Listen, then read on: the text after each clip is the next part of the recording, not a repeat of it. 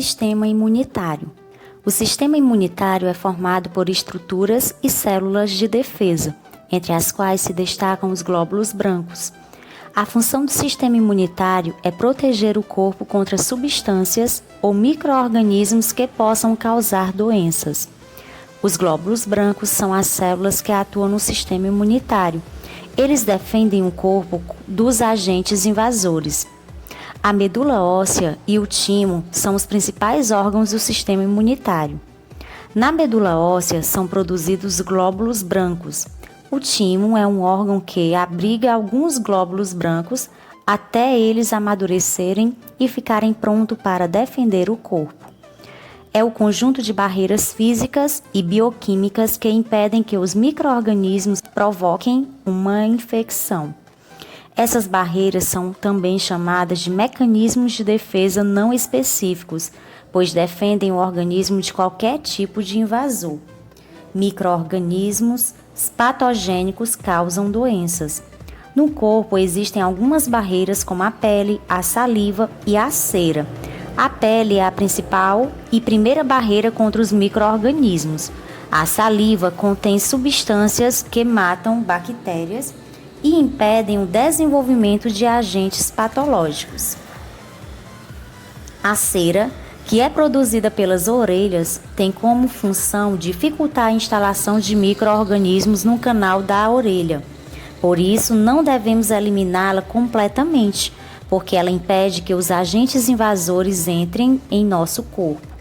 O sistema imunitário de um bebê recém-nascido ainda não teve nenhum contato com micro-organismos estranhos. Por esse motivo, o leite materno fornece ao bebê não só alimento, mas também anticorpos presentes no sistema imunitário da mãe. Os vírus e as bactérias tentam invadir o nosso organismo para se reproduzir e causar enfermidades. Há várias barreiras de defesa em nosso organismo. Barreiras físicas, como a pele e as mucosas, e barreiras químicas, como o suor, a inflamação, os sucos gástricos, a lágrima e a saliva. A pele e as mucosas formam a primeira barreira de defesa contra os agentes externos, porque revestem e impedem que entrem em nosso corpo e nossos órgãos. O suor, a inflamação, os sucos gástricos, a lágrima, a saliva, etc. São barreiras químicas porque destroem ou dificultam o desenvolvimento de agentes externos em nosso corpo. Entretanto, podemos ajudar a defesa do nosso organismo quando temos bons hábitos de higiene, pois esses cuidados evitam o contato de micro-organismos e toxinas que prejudicam o nosso corpo.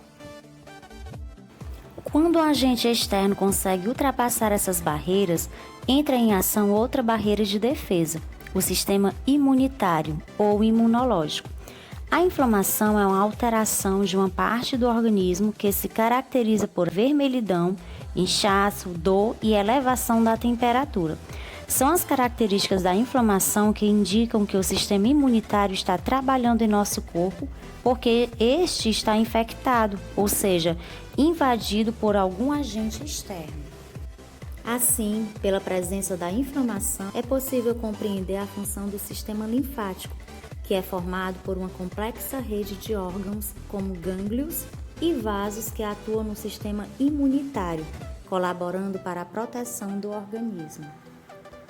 É importante pontuar que o sistema imunológico é capaz de memorizar, em alguns casos, o anticorpo utilizado para combater cada agente externo.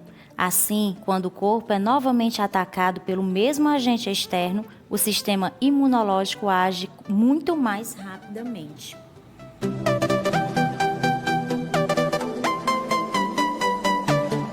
Sistema digestório. Para viver, crescer e manter o nosso organismo, precisamos consumir alimentos. Os seres humanos não produzem o seu próprio alimento, diferentemente dos vegetais, mas conseguem retirar deles os nutrientes importantes para o seu desenvolvimento. É por meio da digestão que ocorre no sistema digestório que os alimentos são transformados em partículas pequenas e são levados a todos os órgãos através do sistema cardiovascular. Para permanecer vivo, renovar continuamente as células, desenvolver o corpo e manter as atividades vitais, o ser humano necessita de alimentos, pois são eles que fornecem energia para o corpo. Após uma refeição, os nutrientes presentes nos alimentos devem chegar às células. No entanto, a maioria delas não as atinge diretamente. Precisam ser transformados para então nutrir o nosso corpo.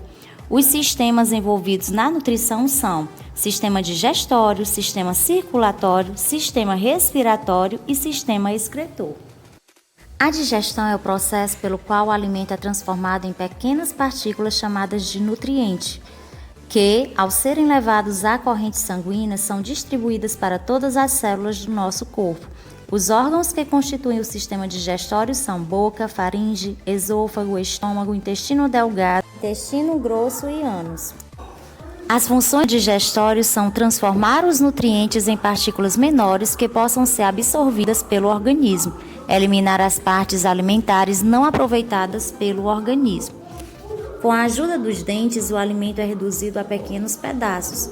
A saliva, produzida pelas glândulas salivares, possui enzimas que transformam o alimento em uma pasta chamada de bolo alimentar. Os dentes cortam, prendem e trituram os alimentos. As paredes do estômago liberam o suco gástrico, que transforma as proteínas e mata as bactérias que por acaso estejam presentes no alimento. As contrações musculares das paredes do estômago misturam o bolo alimentar e o suco gástrico, e o bolo é levado ao intestino delgado. A pasta denominada quimo estimula a liberação do suco intestinal e do suco pancreático. O quimo vai sendo aos poucos liberado no intestino delgado, onde ocorre a parte mais importante da digestão. Nesse momento, as proteínas, os carboidratos e os lipídios são preparados para serem absorvidos.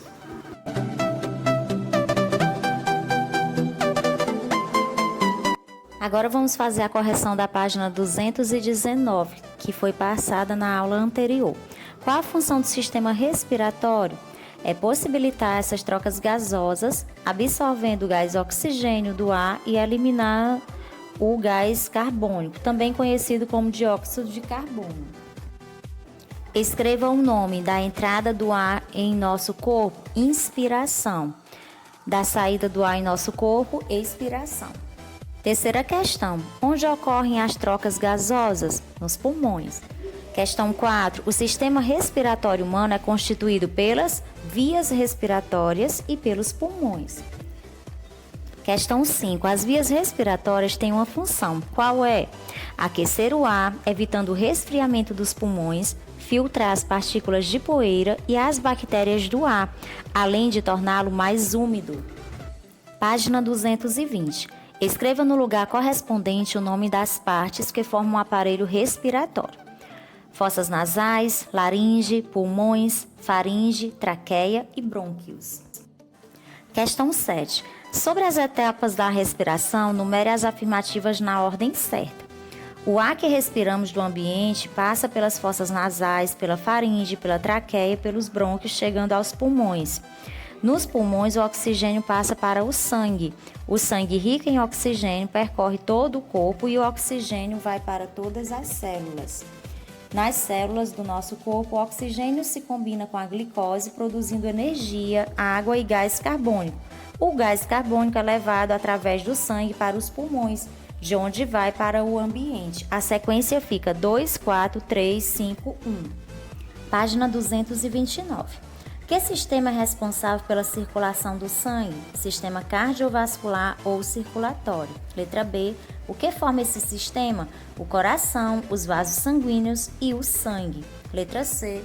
Onde ocorrem a troca de nutrientes e a eliminação dos resíduos? Ocorre nos vasos capilares. Letra D. Quais os vasos que transportam o sangue do coração para todo o corpo? As artérias. Letra E. Qual é a parte do sangue que realiza a defesa do nosso corpo contra as infecções?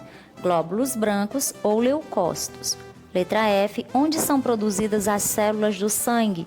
São produzidas na medula óssea vermelha. Segunda questão. Numere corretamente. 1 para glóbulos brancos e 2 para glóbulos vermelhos. Também são chamados de leucócitos.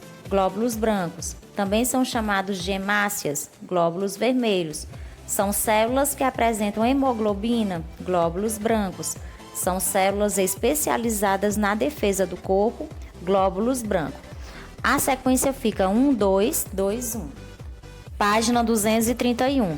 Encontre no diagrama palavras relacionadas no sistema cardiovascular. Então, você vai encontrar coração, vasos sanguíneos, sangue, artérias e veias. Agora, complete as afirmativas com as palavras encontradas no diagrama. Veias transportam o sangue de volta ao coração. Sangue é um líquido de cor avermelhada. Artérias são os vasos sanguíneos de maior espessura encontrados no corpo humano. Coração é um órgão musculoso que impulsiona o sangue para todo o corpo. Vasos sanguíneos são tubos que conduzem o sangue para todo o corpo. Defina plasma. É a parte líquida do sangue. Nele, as proteínas, os sais minerais, o gás carbônico, os nutrientes e outras substâncias estão dissolvidas em água. Questão 9. O que são plaquetas? São fragmentos celulares menores que os glóbulos brancos e os glóbulos vermelhos que promovem a coagulação sanguínea, evitando a perda de sangue pelo organismo.